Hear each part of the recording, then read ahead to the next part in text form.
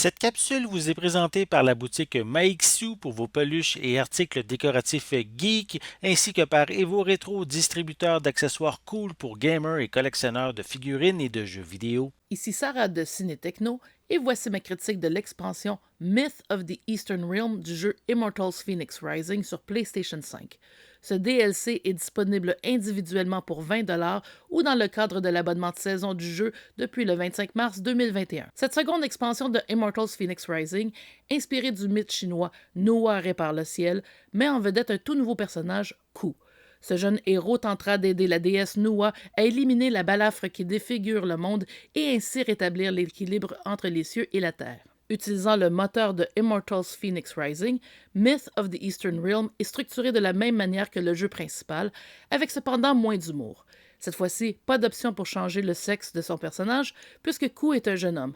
Dans cette nouvelle aventure, on rencontrera des personnages secondaires comme de gentils dragons et Gong Gong, le dernier survivant d'un clan de divinités rebelles. Le jeu est divisé en deux contrées, le verdoyant Penglai et le mont Buzu, où se trouve la balafre à refermer.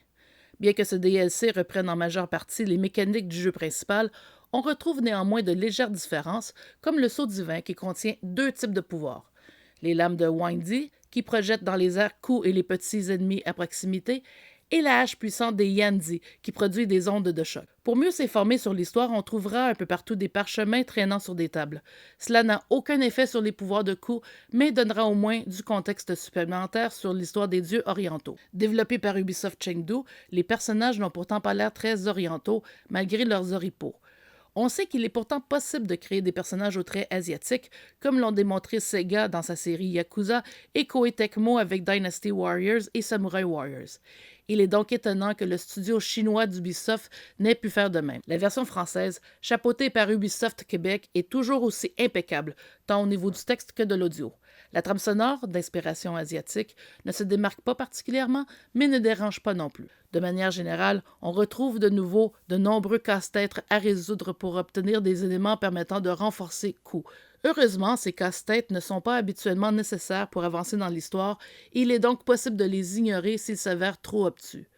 Tout comme pour Immortals Phoenix Rising, il y a beaucoup à explorer sur les deux continents, et une fois de plus, le monde ouvert appelle les curieux à l'aventure, bien qu'il soit possible aussi de se concentrer principalement sur la quête principale, qui est à n'amasser que quelques éléments pour bonifier l'endurance et les points de vie de Ku. Fait à noter, les ailes et pièces d'équipement peuvent être transférées à la campagne principale une fois le DLC terminé.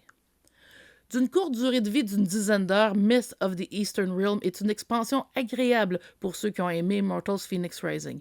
Cependant, pour 20$, c'est un DLC un peu dispendieux, surtout si l'on considère que le jeu de base est souvent en solde autour de 40$. Au sein de l'abonnement de saison, il s'agissait du second DLC et le troisième et dernier, Les Dieux perdus, sera disponible le 22 avril 2021. Immortals Phoenix Rising, Myth of the Eastern Realm obtient la note de 8 sur 10. Merci d'avoir été à l'écoute.